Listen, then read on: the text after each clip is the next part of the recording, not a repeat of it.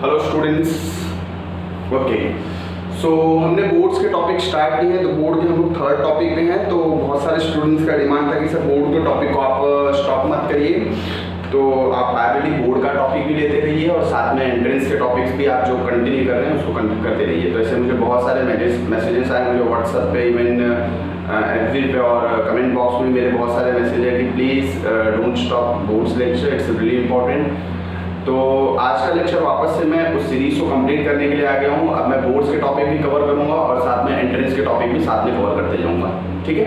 तो आइए, आज का बोर्ड का टॉपिक है हम लोग का थर्ड चैप्टर पे हम लोग ऑनगोइंग है, रेडिएशन पार्ट कंप्लीट किया है। स्टार्ट करते हैं आगे का topic, that is kinetic theory of gases.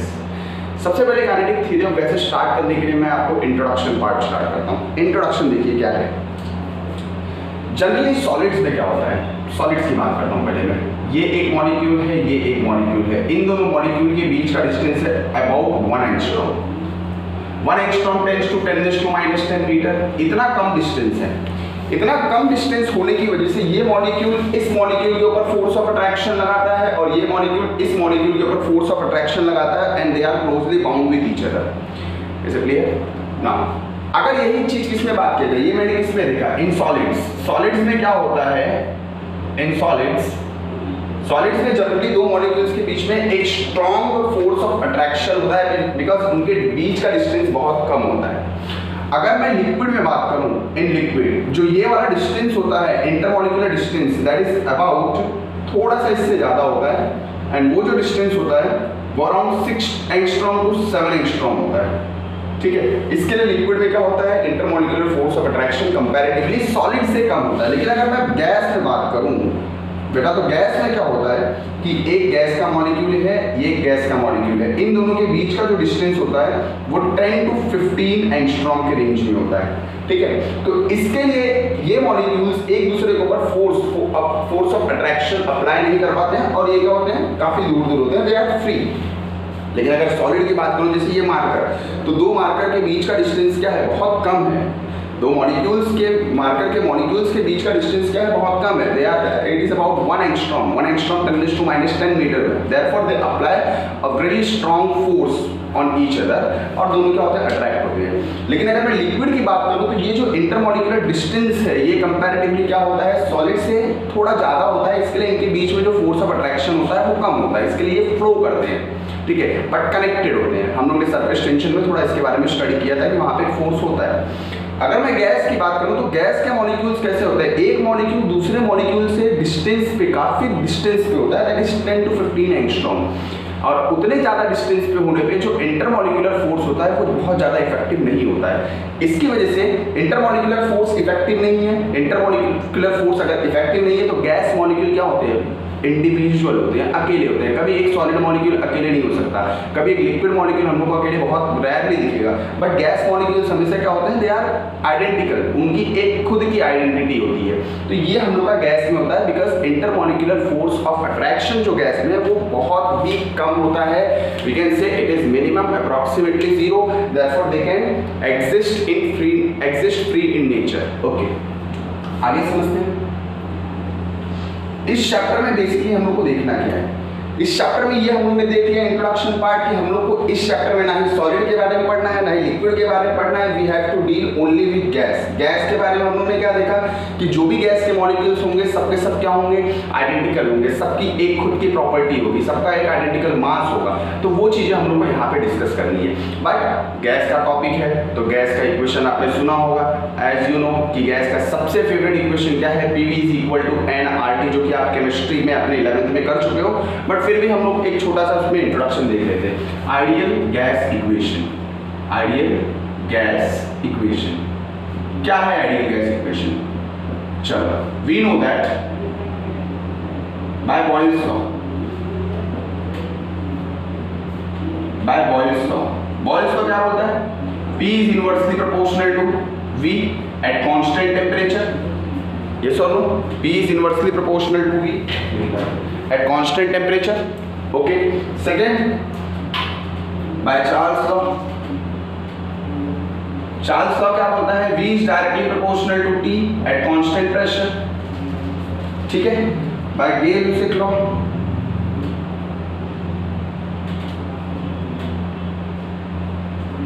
क्या पता है हम लोग को, गेन से क्लॉज है, P is directly proportional to T. This is your equation number 3. Okay, अगर मैं इन तीनों इक्वेशन को कंबाइन करूं, ऑन कंबाइनिंग, ये आप लोगों ने किया है equation number 1, 2 and 3, what you will get, अगर तीनों इक्वेशन को कंबाइन करूं तो आपको मिलेगा PV is directly proportional to T। ठीक है, इन तीनों इक्वेशन को, इस इक्वेशन को इसमें रखो, इस इक्वेशन को इसमें रखो, और रखने के बाद हम लोग को कंबाइन करने पे फाइनल इक्वेशन मिलता है ये। Therefore we can say कि PV is equal to your RT. This is for 1 mole of gas. For n mole of gas, अगर मैं n number of mole ले लूँ, n mole of gas, so what will be your equation? That will be PV is equal to nRT. PV is equal to nRT. Here, what is your R?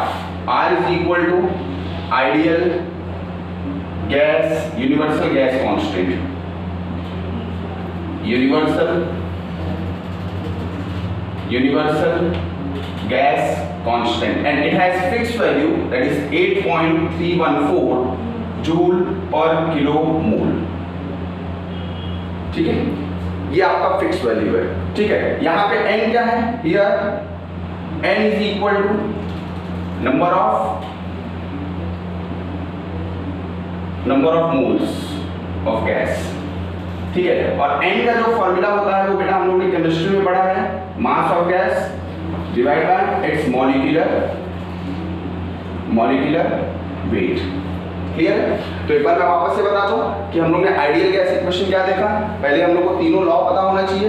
हम लोग को पता है boils law क्या बोलता है, P is inversely proportional to V, Charles law से पता है V is directly proportional to T, and Gay law से पता है P is directly proportional to T। अगर तीनों इक्वेशन को कंबाइन करूं तो PV directly proportional to T मिलेगा, PV is equal to RT। यहाँ पे n नंबर ऑफ, ये 1 मोल ऑफ द गैस के लिए, बिकॉज यहाँ पे मल्टीप्लिकेशन में 1 है, if we are looking for n number of n mole of the gas, then we have to multiply it by n। Okay, what is R? It's a universal gas constant, it has fixed value, that is 8.314 joule per mole. What is n? It's the number of moles of the gas, and उसका formula है mass upon its molecular weight. This is only important part, you have to remember. Okay, तो हमारा introduction part में हम लोगों ने देखा basically बेटा ये चीज कि गैस के मॉलिक्यूल जो होते हैं, they are free, they can move anywhere, because उनके बीच का जो डिस्टेंस है वो बहुत ही कम है। वो कम डिस्टेंस होने की वजह से इंटरमॉलिक्यूलर फोर्स बहुत ज़्यादा ही इफेक्टिव होता है। अच्छा, इंटरमॉलिक्यूलर फोर्स अगर इफेक्टिव है, कम इफेक्टिव है गैस में, सॉलिड में सबसे ज़्यादा होता है, इसलिए they are closely packed. Liquid में क्या होता है, इंटरमॉलिक्यूलर फोर्स कम होता है। अगर मैं बात कर लूँ गैस की, तो यहाँ पे क्या होता है, इंटरमॉलिक्यूलर फोर्स कम नहीं बेटा, बहुत ज़्यादा कम होता है। इसके लिए क्या होते हैं, they are free, they can move anywhere. Okay, आगे हम लोग समझते हैं। अगर मान लीजिए एक कंटेनर ले लो, as we know all this gas molecules are free. अगर मैं एक गैस मॉलिक्यूल ले लूं तो क्या होगा बताइए, वो क्या कर सकता है, वो इस डायरेक्शन में मूव कर सकता है। अच्छा भाई, इस डायरेक्शन में मूव किया, यहाँ पे जाके स्ट्राइक किया, यहाँ से यहाँ बेंड हो गया, यहाँ पे स्ट्राइक किया, यहाँ पे बेंड हो गया, यहाँ से स्ट्राइक किया, यहाँ पे बेंड हो गया, यहाँ पे बेंड हो गया। तो इन दिस वे एक गैस का मॉलिक्यूल हमको क्या दिखाई दे रहा है, वो कभी यहाँ चल रहा है, कभी यहाँ चल रहा है, कभी यहाँ चल रहा है, कभी यहाँ चल रहा है, किसी भी डायरेक्शन में चल रहा है। तो आफ्टर कोलिजन गैस के मॉलिक्यूल्स क्या करते हैं, they move along the straight line. Gas के मॉलिक्यूल जो होते हैं वो स्ट्रेट लाइन में मूव करते हैं। स्ट्रेट लाइन में अगर गैस के मॉलिक्यूल्स मूव कर रहे हैं तो इसकी वजह से ये जो पाथ होता है इसको बोलते हैं फ्री पाथ। तो सबसे पहली चीज मैंने आपको बताया क्या, what do you mean by free path? The distance traveled by the gas molecules between two successive collision।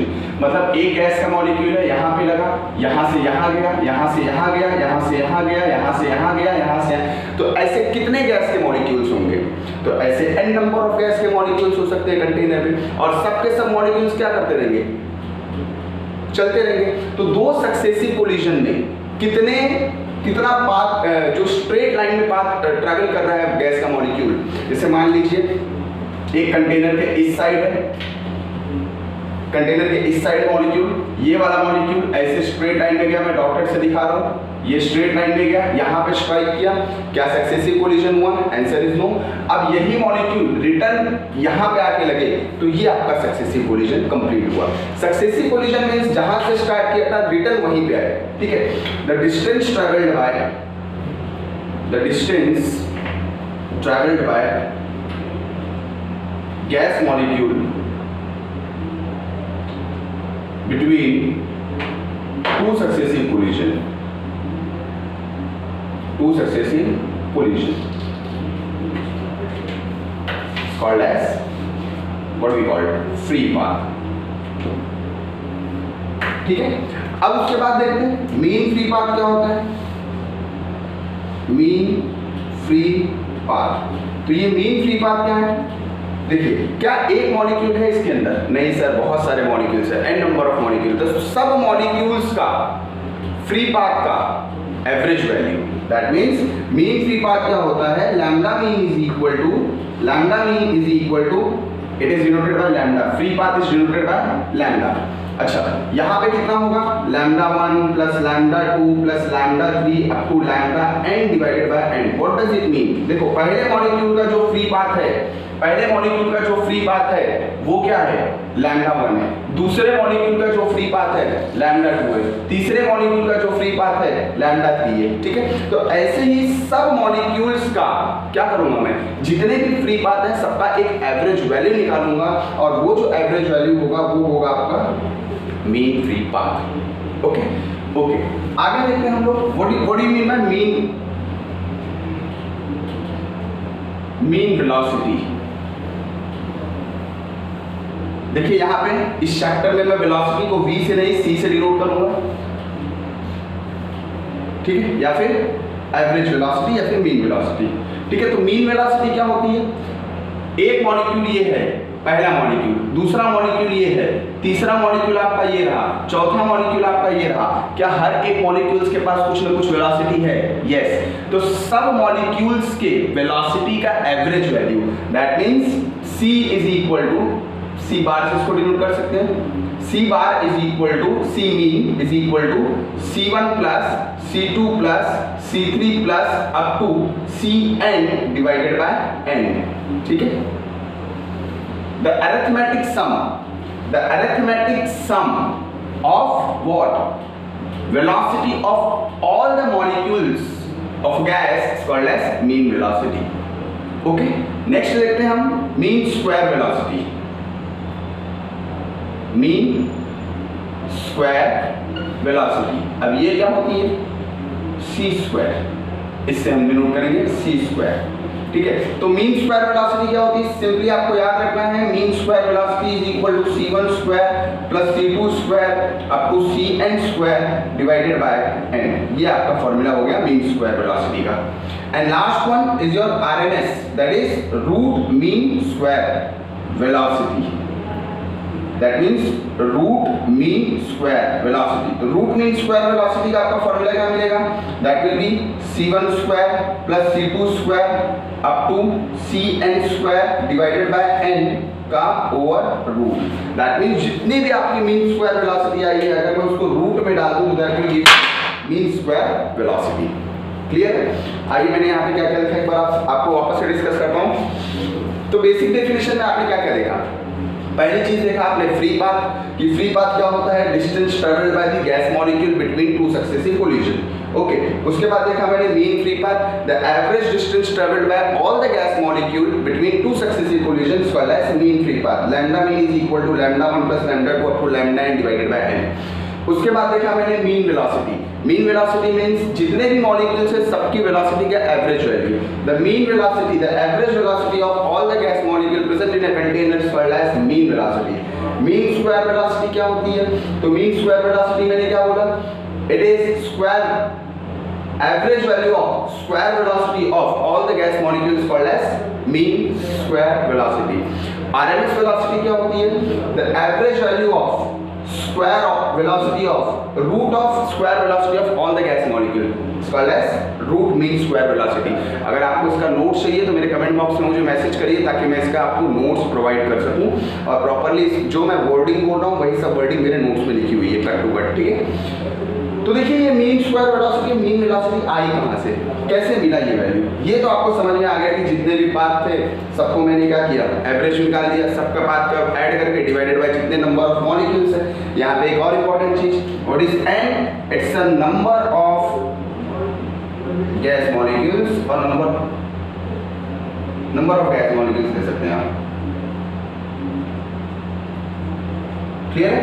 Okay, आइए अब इसमें ये मीन स्क्वायर वेलोसिटी आई कहां से, इसका डेरिवेशन देख लिया जाए। थोड़ा सा इस चीज को भी समझ लेते हैं कि आखिर ये डायरेक्ट फॉर्मूला कैसे याद रखा जाए। चलिए बताइए, काइनेटिक एनर्जी पहले मॉलिक्यूल की कितनी होगी, हाफ m c1 का square plus half m c2 का स्क्वायर प्लस हाफ m, करते जाऊंगा तो मुझे क्या मिलेगा, हाफ m cn का स्क्वायर। This is your total kinetic energy, total kinetic energy of the gas in a container. अच्छा, टोटल काइनेटिक एनर्जी का मैं देखूं तो टोटल काइनेटिक एनर्जी का फॉर्मूला होता है half m c square. It will become equal to half m common ले लिया, आपके पास बच क्या गया, c1 square plus c2 square up to cn का स्क्वायर। लेकिन ये किसके लिए था, सब के सब गैस मॉलिक्यूल्स के लिए। तो अगर मैं total number of gas molecule ले लूं तो डिवाइड बाय n करना पड़ेगा। ये हाफ m कैंसिल, तो your c square will be equal to c1 square plus c2 square up to cn square divided by n। So this is your, ये आपके पूरे गैस मॉलिक्यूल्स के लिए आ गया। क्या है आपका ये square velocity, mean square velocity. अच्छा, इसी चीज का अगर मैं रूट ले लूं, मीन स्क्वायर दोनों साइड रूट ले लूं तो आपको क्या मिलेगा, c1 square plus c2 square up to cn square divided by n। This is your root mean square velocity. तो मीन स्क्वायर वेलोसिटी और रूट मीन स्क्वायर वेलोसिटी का कांसेप्ट कहां से आया आपका ये काइनेटिक एनर्जी से लिया गया है। सब काइनेटिक एनर्जी देखा, टोटल काइनेटिक एनर्जी का एवरेज वाली कैसे निकाला, जितनी भी काइनेटिक एनर्जी थी उसको डिवाइड बाय n किया तो टोटल का एवरेज मिलेगा हमको। तो अब मैंने क्या देखा कि सब में हाफ m कॉमन है, क्यों, क्योंकि गैस के जितने भी मॉलिक्यूल्स होते हैं सबका मास आइडेंटिकल होता है। ये मैं बताऊंगा अभी आपको, इंट्रोडक्शन पार्ट है। अगर हाफ m कैंसिल हो जाएगा तो c square will be equal to summation of all this divide by n, root mean square summation of all this का root, clear, divide by n, ठीक है। आइए, जो गैस होती है उसकी कुछ प्रॉपर्टीज होती है, कौन सी प्रॉपर्टीज, कैसी प्रॉपर्टीज, इसको डिस्कस करते हैं। कोई भी जो आइडियल गैस है या फिर कोई भी अगर मैं गैस ले लूं तो उसके अजम्पशंस क्या होते हैं, what are the assumptions of kinetic theory of gases. देखिए दो तरीके का अजम्पशन लिया जाता है काइनेटिक थियरी ऑफ गैसेस में। पहला जो अजम्पशन होता है on the basis of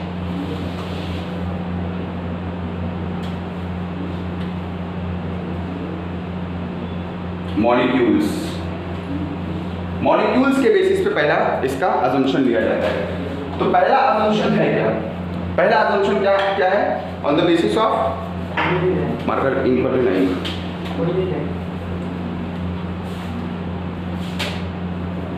okay, पहला अजम्पशन आपका है on the basis of molecules. तो इसमें देखिए पहला पॉइंट बताता हूं कि गैस में, किसी भी गैस में जो मॉलिक्यूल्स होते हैं सबके सब कैसे होते हैं, आइडेंटिकल होते हैं। सबका क्या क्या सेम होता है, मास सेम होता है, शेप साइज सेम होता है, they have the identical property of mass, they have the same shape and size, ठीक है।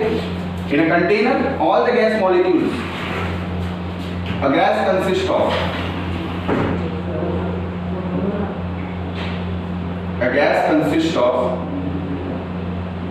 small particles called as, what we call molecules have identical property of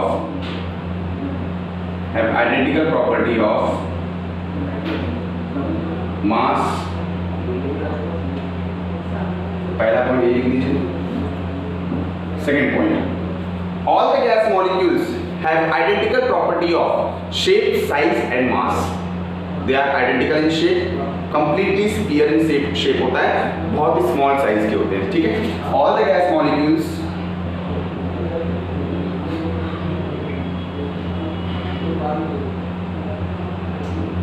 have identical property of shape, size and mass. Clear? Point number 3. ठीक है, point number 3.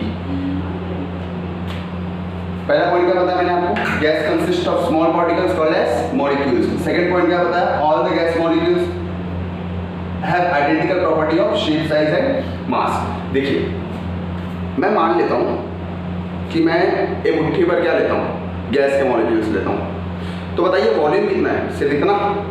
लेकिन अगर मैं इस हाथ को खोल दूं तो ये मॉलिक्यूल्स क्या होंगे? पूरा का पूरा क्लास में क्या हो जाएंगे? स्प्रेड हो जाएंगे. यस और no?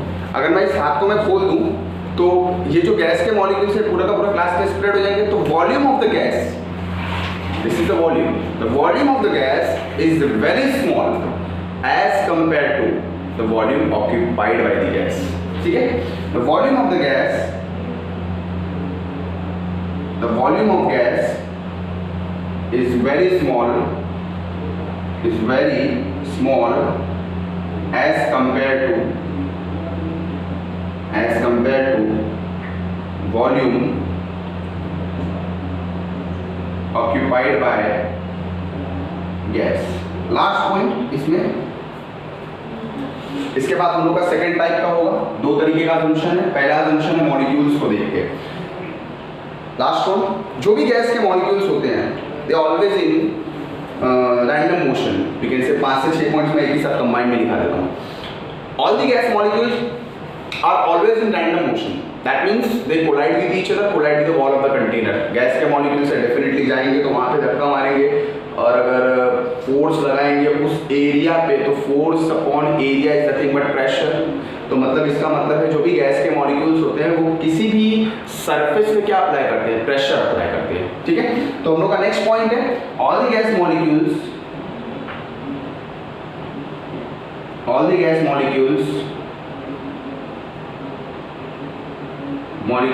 Are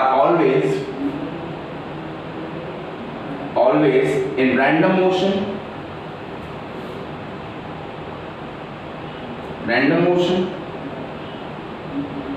hence they collide with each other,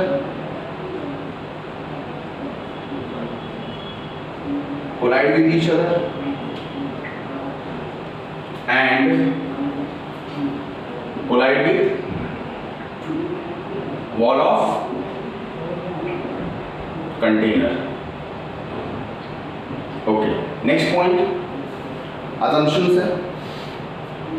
after collision, जैसे कोई गैस का मॉलिक्यूल है जाके सामने वॉल पे लगा, वॉल पे लगने के बाद क्या होगा? वॉल पे लगने के बाद स्ट्रेट लाइन में ट्रेवल करेगा. मैंने बताया ना अभी फ्री पाथ. तो कोई भी गैस का मॉलिक्यूल्स है आफ्टर सक्सेसिव कोलिजन या फिर after collision it travels along the straight path and that path is termed as free path. Okay, all the gas molecule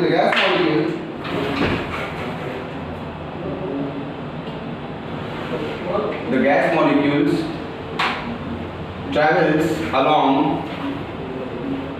straight path called as free path after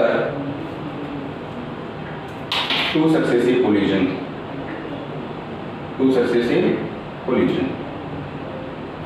Okay. F.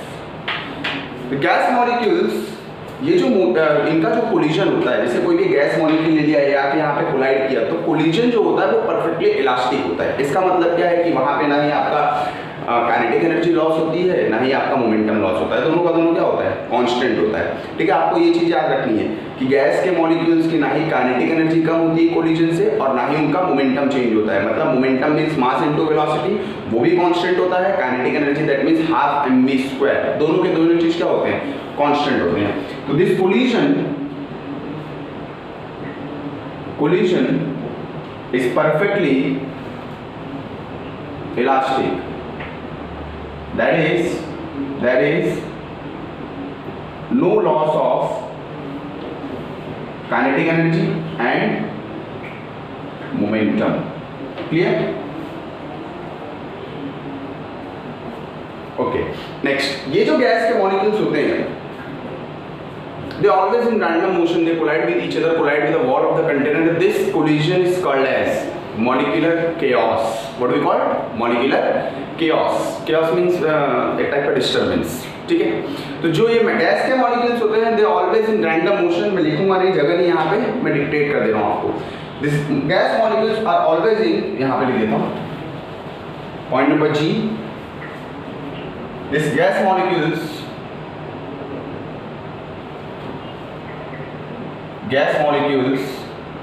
are always in random motion, that is they collide with each other, and collide with wall of container. This is called as molecular chaos. ठीक है, अब उसके बाद last point number H. देखिए ध्यान से सुनिएगा मैं क्या बता रहा हूँ. ये गैस का मॉलिक्यूल है, ठीक है. ये मॉलिक्यूल यहाँ से चला, देखिए वॉल है, ये वॉल है आपकी, मान लीजिए वॉल से लगा, चलना चालू किया, यहाँ पे गया, यहाँ पे स्ट्राइक किया और वापस से आके यहीं पे स्ट्राइक कर रहा है. तो मुझे बताइए, सिंपल सा सवाल मैं पूछ रहा हूँ, टाइम ऑफ कोलिजन ये यहाँ पे है, यहाँ से गया, इस पे स्ट्राइक कर रहा है, उस पे लगने का टाइम बहुत ज्यादा कम है. The time of collision is very small as compared to time between two successive collision. ये यहाँ जाए, यहाँ से रिटर्न यहाँ पहुंचे, तो वो वाला टाइम क्या है, कुछ सेकंड का है, लेकिन यहाँ पे स्ट्राइक करने का टाइम क्या है, फ्रैक्शन ऑफ सेकंड का है. That means the time of collision is very small as compared to time between two successive collisions. So this is your last point. The time of collision is very small as compared to time between two successive collision.